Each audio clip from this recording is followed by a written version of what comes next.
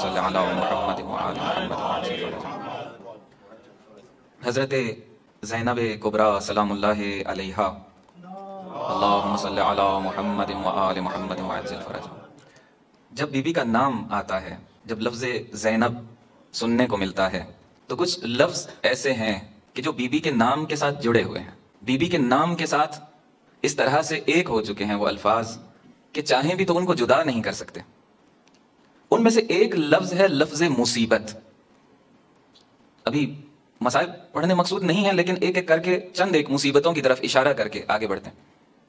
Be be جب 4 سال کی تھیں تو نانا محمد مصطفیٰ صلی اللہ علیہ وآلہ وسلم، اللہم صلی علی محمد، آپ کی جدائی کا داغ دیکھنا پڑا اور سخت حالات وہاں سے شروع ہو گئے زندگی کے۔ اور ابھی عمر مبارک وہیں تھی، چند مہینے کے بعد ہی جناب فاطمہ الزہرا سلام اللہ علیہا، اللہم صلی علی محمد وآل محمد، ان کو جو مصیبتیں دیکھنا پڑیں تو یہ بچپن میں پاک بی بی اپنی آنکھوں سے یہ سارا منظر دیکھ رہی تھی۔ تو یہ لفظ مصیبت بچپن سے بی بی کے ساتھ چلا ہے اور بی بی کے ساتھ بزرگ ہوا ہے، بی بی کے ساتھ بڑا ہوا ہے یہ لفظ مصیبت۔ پھر بابا کی خاموشی 25 سال کی، پھر مولا کائنات کا وہ زخمی سر بھی بی بی نے دیکھا۔ کچھ عرصے کے بعد یہی بی بی ہیں، یہی ام المصائب بی بی ہیں کہ جب ایک تشت ہے اور بھائی حسن علیہ السلام کا جگر کٹ کٹ کے اس تشت میں آ رہا ہے، بی بی اپنی نظروں سے دیکھ رہی ہیں۔ پھر یہی ام المصائب بی بی ہیں کہ جو مدینہ سے امام حسین علیہ السلام کے ساتھ چلی ہیں۔ آسان نہیں تھا بی بی کے لیے کہ امام حسین علیہ السلام سے آسانی سے جدا ہو جائیں، قدم قدم پر امام کے ساتھ رہی ہیں یہ بی بی۔ مدینہ سے مکہ، مکہ سے کوفہ کی طرف سفر، کوفہ نہ جا سکے، کربلا لے جایا گیا، کربلا، پھر عاشورہ، اور پھر اس کے بعد اسیری کا سلسلہ شروع ہوا۔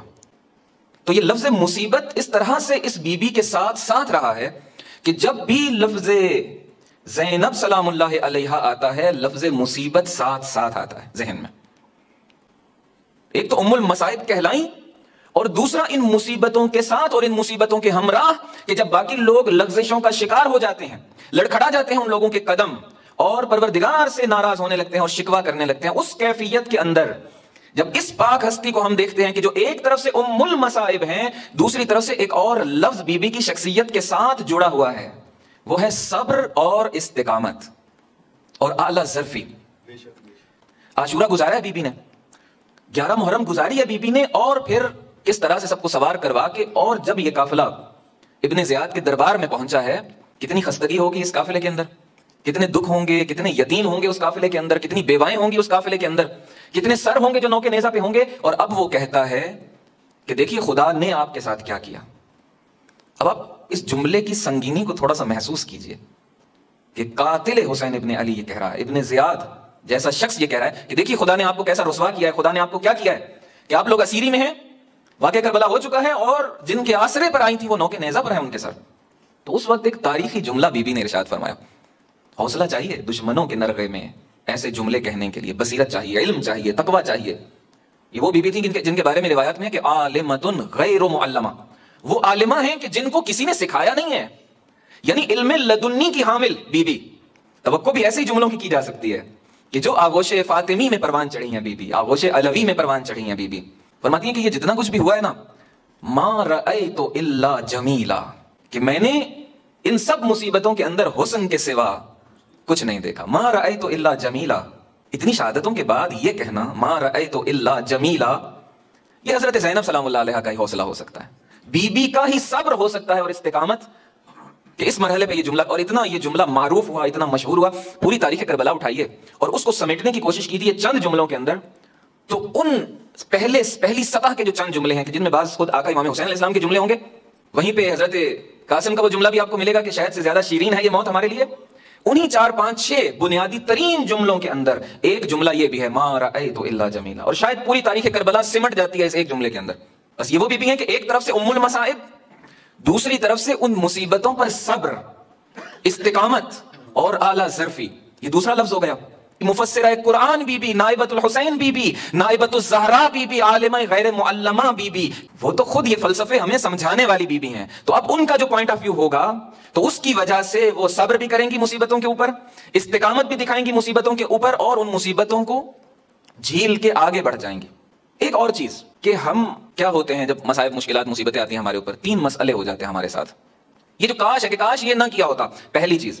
دوسری چیز، ابھی اس وقت جب ہم کرائسس میں ہیں ہم حواس باختہ ہو جاتے ہیں، ہم سرگرداں ہو جاتے ہیں، ہمارا ذہن اور دماغ گھوم جاتا ہے، کرائسس مینجمنٹ نہیں کر پاتے ہم لوگ. اور تیسری چیز کہ اب جب اس پریشانی اور مصیبت کی گھڑی میں کھڑے ہوئے ہیں، ماضی سے پشیمان، موجودہ حالت میں سرگردان، مستقبل اور فیوچر کے بارے میں پریشان کہ آگے کیا ہونے والا ہے نہیں معلوم.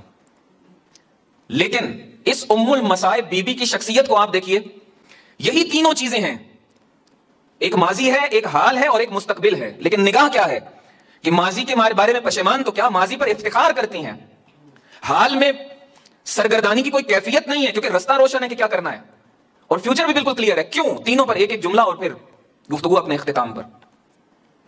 کیوں؟ بس اس کیوں کا جواب یہ درس ہو جائے گا ہمارے لیے. ماضی پر پشیمان کیوں انسان ہوتا ہے، اور بی بی کیوں پشیمان نہ ہو؟ بی بی کا معاملہ پروردگار کے ساتھ، اور ان اللہ لا یخلف المیعاد، پروردگار وعدے کی خلاف ورزی نہیں کرتا. ان وعد اللہ حق، خدائی وعدہ حق ہے. ان وعد اللہ صدق، خدائی وعدہ صدق ہے، سچا ہے. اپنے ماضی پر پشیمان نہیں ہو سکتی. ماضی کیا تھا کہ جب وعدہ دیا گیا کہ آپ تشریف لائیے، یہ حکومت آپ کو ہم کوفہ کی دیتے ہیں، یہ لشکر آپ کے لیے تیار ہے، خط پہ خط بھیجے جا رہے تھے، اور منظر پھر بدلا کیسے کہ وعدہ کرنے والے بے وفا ہو گئے، ساتھ دینے والے مد مقابل آ کر کھڑے ہو گئے. اور جہاں کی حکومت کا وعدہ کیا گیا تھا کہ یہ کوفہ آپ کے استقبال کے لیے موجود اور تیار ہے، جناب مسلم کے ہاتھ پر بیعت کر چکا تھا وہ کوفہ، اس کوفہ میں حالت اسیری میں یہ بی بی تشریف لے کر کے جا رہی ہیں. حالات تو یہ ہیں لیکن پشیمانی نہیں ہے. کیوں؟ کیونکہ اس وقت بھی اپنی الہی ذمہ داری پر عمل کیا تھا، اور جو اپنی الہی ذمہ داری پر عمل کر لے وہ پھر پشیمان نہیں ہوتا. یہ پہلی چیز. دوسری چیز کیا تھی ہمیں کہ سرگردانی ہوتی تھی کہ اب کیا کریں اس کرائسس کے اندر. کرائسس مینجمنٹ ہم سے نہیں ہو پاتی ہے.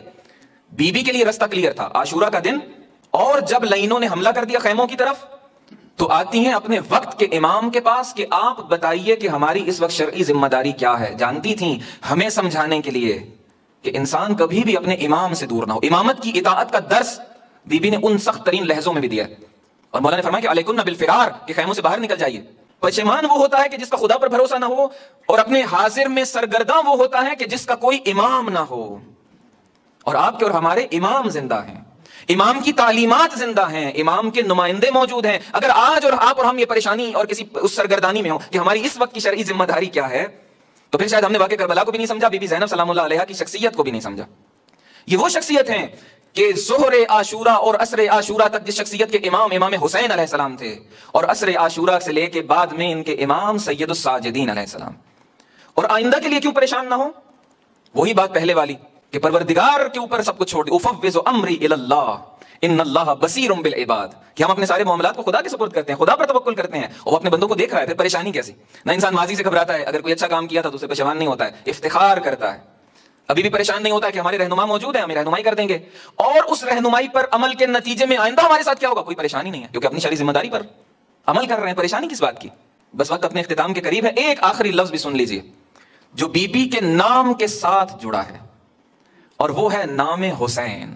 کہ نام حسین آتا ہے تو نام زینب سلام اللہ علیہا آتا ہے ذہن میں، نام حضرت زینب سلام اللہ علیہا جب آتا ہے تو نام امام حسین علیہ السلام ذہن میں آتا ہے. یہ تاریخ کے جملے ہیں کہ جب کوفہ میں بی بی نے خطبہ شروع کیا اور اس وقت وہ لوگ شور شرابے کسی کیفیت میں تھے، بی بی نے کہا اسکتو، خاموش ہو جاؤ. اور یہ لفظ سننے تھے، نہ صرف انسان خاموش ہو گئے، تاریخ میں لکھے ہوئے جملے ہیں، حیوانات بھی ساکت ہو کے کھڑے ہو گئے، اس طرح سے کہ حیوانات کے گلے میں ڈلی گھنٹیاں بھی خاموش ہو گئیں. اور پھر اس بات بی بی نے وہ خطبہ ارشاد کیا کہ وہ پرانے بوڑھے لوگ، نابینا لوگ جنہوں نے مولا علی علیہ السلام کے خطبے سن رکھے تھے، وہ کہتے ہیں آج علی لگتا ہے پھر سے کوفہ میں آ گئے. حدیث عشق دو بابست کربلا و دمشق، یہ کی حسین رقم کر دو دیگری زینب. اور یہ نام زینب سلام اللہ علیہا اس طرح سے نام حسین کے ساتھ ملا ہے. یہ بی بی اس طرح سے اپنے بھائی حسین کے ساتھ متوسل ہیں، متمسک ہیں اور جڑی ہوئی ہیں کہ اپنے بھائی حسین سے کبھی جدا نہیں ہو رہی ہیں.